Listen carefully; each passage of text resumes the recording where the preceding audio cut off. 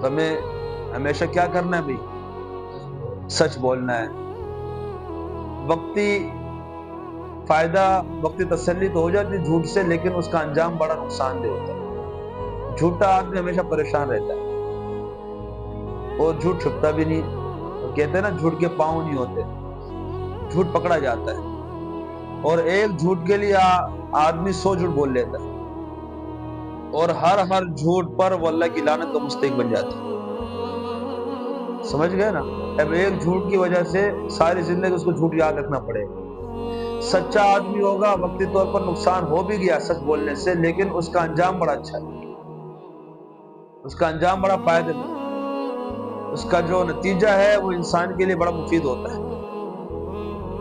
حضرت کعب بن مالک رضی اللہ تعالیٰ عنہ اللہ کے پیارے صحابی، اللہ کے رسول کے پیارے صحابی تھے، اور غزوہ تبوک کے اندر یہ اس میں شامل نہ ہوئے. غزوے کے اندر تو جب اللہ کے رسول صلی اللہ تعالی علیہ وسلم واپس تشریف لائے تو بہت سارے لوگ آئے جو اس غزوے میں شریک نہیں ہوئے تھے.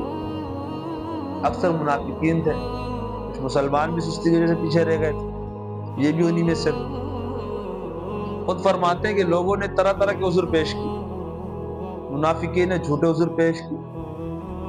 فرماتے ہیں میں نے سوچا کہ اللہ کے رسول سے جھوٹ نہیں کہنا،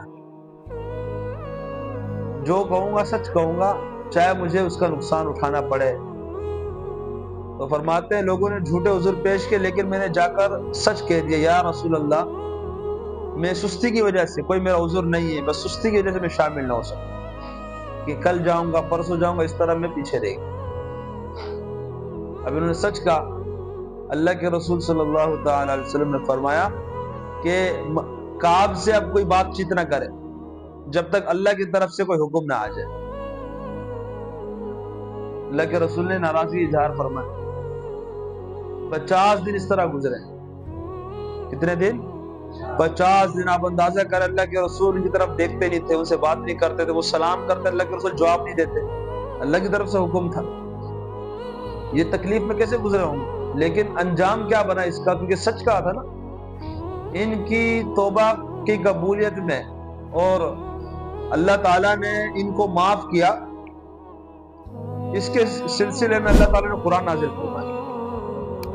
فرمایا وَعَلَى الثَّلَاثَةِ الَّذِينَ خُلِّفُوا حَتَّى إِذَا ضَاقَتْ عَلَيْهِمُ الْأَرْضُ بِمَا رَحُبَتْ وَضَاقَتْ عَلَيْهِمْ أَنفُسُهُمْ وَظَنُّوا أَن لَّا مَلْجَأَ مِنَ اللَّهِ إِلَّا إِلَيْهِ